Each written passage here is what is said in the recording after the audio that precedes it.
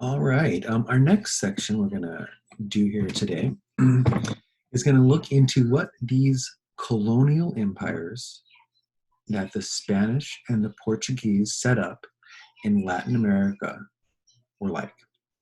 And first off, when we hear the phrase Latin America, what we're talking about is Mexico, Central America, and South America, all countries that were influenced by the Spanish and the Portuguese, not as much by the English or the French. We know that Portugal took over Brazil, and that Spain took over the rest of Latin America. And in these Spanish colonies, social classes grew, and the impact of the social classes are still with these countries today. The first thing to know is Peninsulars were on the top of the social structure, and Peninsulars were Spaniards born in Spain. Spaniards born in Spain were considered to be the Peninsulars.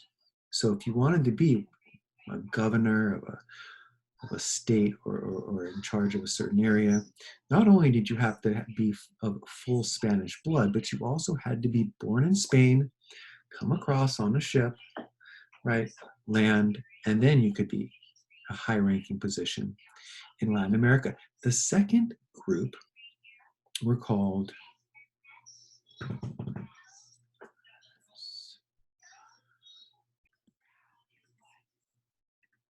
Creoles. The second group were called the Creoles. Now, Creoles were Spaniards of full Spanish blood now. Okay, so we're talking about Spanish mom, Spanish dad, no Native American blood, born here in the American continents. So again, first class, born in Spain, full Spanish blood. Second class, born in the Americas, full Spanish blood. And what that tells us about the colonies was that there were Spanish women coming and having babies with these Spanish leaders. And then they would oftentimes try and stick together where the Spanish would have babies with other Spanish families and not allowing the Native American blood to get mixed in there. The third class were the mestizos. Mestizos were mixes between the Spanish and the Native Americans. The next class were called mulattoes. There were mixes between the Spanish and the African slaves. And then lastly, underneath that were Native Americans and African slaves. Now, Latin America ends up having this very multiracial society because although there is this attempt to keep Spanish blood pure, as soon as there starts some mixing, all of a sudden we find that there's this teeny percentage of full Spanish born in Spain, a small percentage of full Spanish born in the Americas, and then this real mixture of the Spaniards, the Native Americans, and the African slaves. And to this day, you can see this in Latin American society. We see a lot of people who are mixed between either the Spanish, the Native Americans, or Native Americans and African slaves mixing together. The Spanish landowners forced Native Americans to pay taxes and provide labor. In return, the landowners were expected to protect them and ensure that they were instructed by the Catholic Church. This was called the Encomenda system of labor. And the Catholic Church speaks out against, the Pope speaks out against the Encomenda system of labor. I have this in the picture. You have Native Americans working, and then you have these Spaniards in their fancy European clothes overseeing. And these Native Americans were treated as slaves. Now, here's kind of a tricky, sticky, maybe controversial topic that's connected to this. It's the question of, and I've heard this asked before in my history classes in college, so I'm going to put it to you. Who treated the Native Americans worse, the Spanish or the English? Okay, the French had very little contact. They were probably the nicest with the Native Americans. The French traded with the Native Americans down the Mississippi River. There may have been some occasional blending, especially down in the port city of New Orleans. We saw a lot of mixing with Native American tribes in the area, with African slaves who had been brought, and with the French. But mostly the French had very little impact long-term on the peoples of the America. It was mostly the English and the Spanish. And we know that the Spanish conquered the Native Americans, killing them in mass numbers through disease, intentionally giving blankets with smallpox and using disease, and closing the Aztecs off on an island, cutting off all their waterways. Mass death of Native Americans caused by the Spanish. I was told, one of the common things that happened where the Spanish explorers would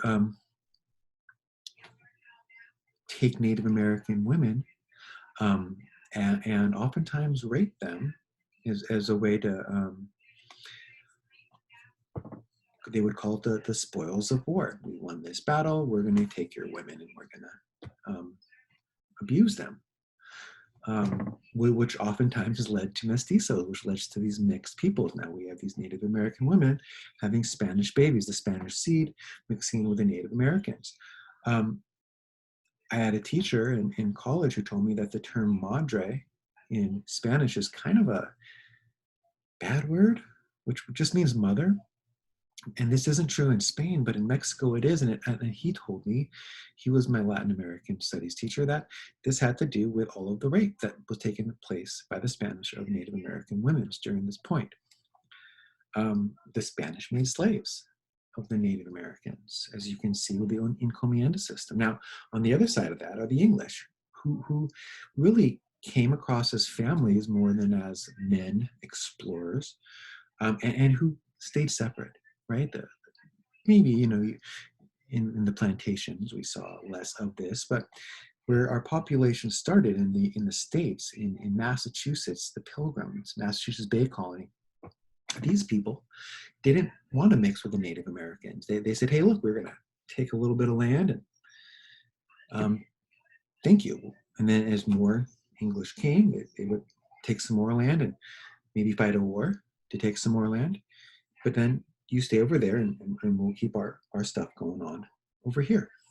And this continued for decades, for centuries. And more English would come across. They would take more and more native land, pushing them further and further back. And then when America became a country, again, we saw more of this, right? We saw the English, first fighting a war with the French and the Native Americans for the land of the Ohio Valley. There's a reason why the Native Americans chose to fight with the French. It was because they treated them better. But they won, and they would take all that land for themselves. And then, in the 1800s, we saw the southern tribes, the Cherokee, the Choctaw, the Creek, and the Chickasaw, all fighting wars. Well, not the Cherokee, but the Americans fighting wars to take their land. The Cherokee were pushed out in the Trail of Tears, forced to walk to Oklahoma, where all of these southern tribes were forced to go live, the mound builders, as they were called, largely under President Andrew Jackson, or when he was a general, he was fighting these wars beforehand, stealing their land, keeping separate, right? After the Civil War, the Pacific Northwest is fought again by the Americans taking that land. This is the story of Sacagawea, Lewis and Clark. So, that's bad. Over hundreds of years, all of this land was taken, including, of course, our land, which was taken as a result of the Mexican-American War in 1848. But what we're seeing is a lot of, let's stay separate, a lot less what might be considered to be horrific acts towards the Native Americans. Things like, the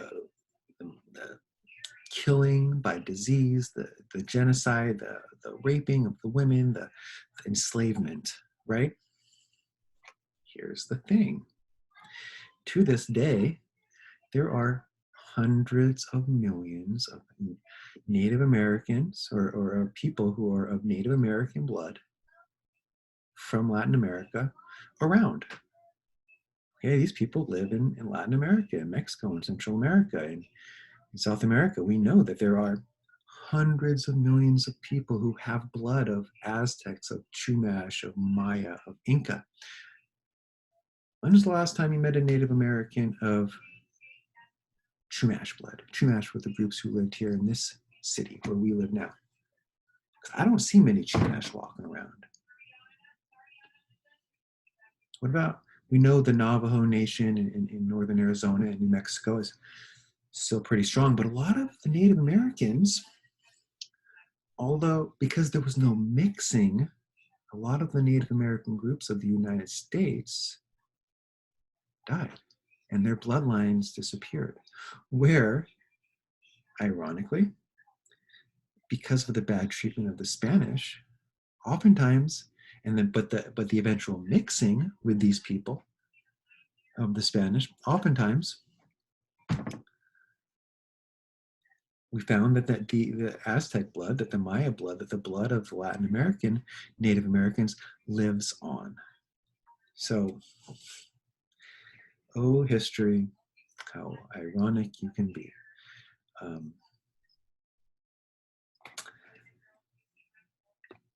But at the end of the day, we have a culture put in place in Latin America that will stick for hundreds of years.